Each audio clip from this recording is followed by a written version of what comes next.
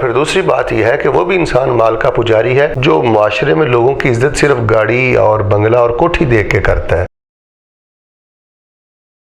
السلام علیکم ورحمۃ اللہ وبرکاتہ۔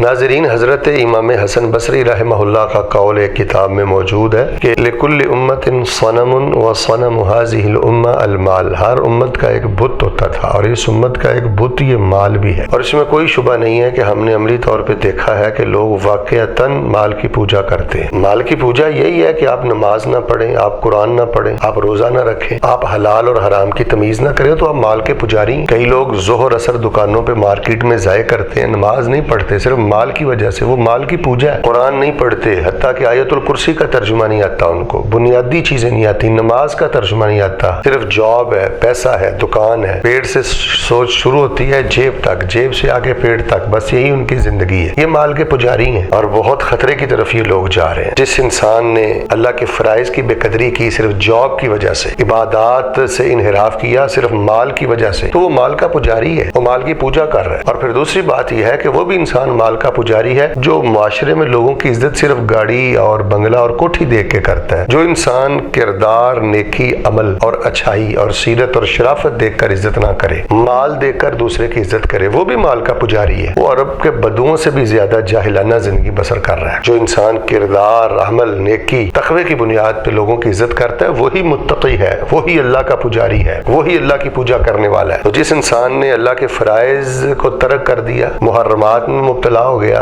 حلال و حرام میں کوئی تمیز نہیں کرتا، ایسا انسان مال کی پوجا کرتا ہے۔ اور جو انسان کسی نیک باکردار غریب بندے سے سلام کا بھی روادار نہیں ہے، عزت نہیں کرتا، جس کے پاس مال نہیں، صرف مال کی وجہ سے سلوٹ کرتا ہے، عزت دیتا ہے، ایسا شخص بھی مال کا پجاری ہے۔ واللہ ہم نے دیکھا ہے لوگ رشتہ داریاں نہیں کرتے، غریب گھرانے کی عورت اور بچی کا رشتہ نہیں لیتے، جی ان کا گھر کرائے کا ہے، ان کا گھر اچھا نہیں ہے، یہ لے کر کیا آئے گی، تو یہ مال کی پوجا ہے۔ یہ بہت بڑی اللہ کی ناراضی ہے، پھٹکار ہے اللہ تعالیٰ کی ایسے لوگوں پر۔ اور پھر وہ بھی لوگ مال کے پجاری ہیں کہ جنہوں نے اپنا سارا وقت داؤ پہ لگا دیا ہے، مال پہ لگا دیا ہے، صرف جاب کی فکر ہے، دکان کی فکر ہے، اور پورا خاندان بس مال کمانے کے چکروں میں ہے۔ ان کو کوئی پرواہ نہیں ہے کہ اللہ بھی ہے، اس کا رسول بھی ہے، کوئی محبت رسول بھی ہے، کوئی محبت الہی بھی ہے، کوئی اللہ کا گھر بیت اللہ بھی ہے، کوئی اللہ کی پوجا بھی ہے، ہم نے مرنا ہے، اللہ کی بارگاہ میں پیش ہونا ہے۔ واللہ ہم نے دیکھا ہے کہ کئی والدین ایسے بد نصیب والدین ہیں، ایسے ظالم اور بے رحم والدین ہیں کہ انہوں نے اولاد کو کچھ نہیں دیا سوائے مال کی فکر کے،